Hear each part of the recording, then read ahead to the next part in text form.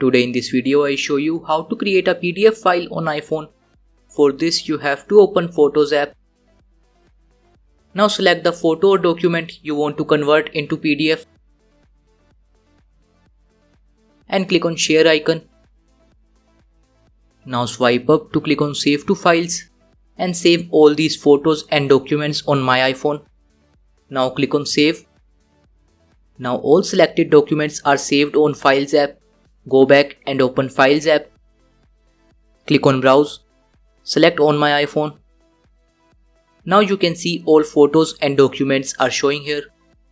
Now select the document you want to convert into PDF. Now click on this and select Create PDF. Now you can see document is converted into PDF.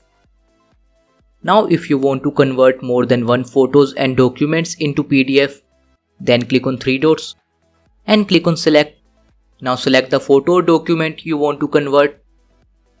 Click on three dots and select Create PDF. Now you can see PDF file is created. So this is how you can create a PDF file on iPhone.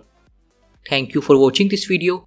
Please like this video and subscribe to my channel for more interesting videos like this.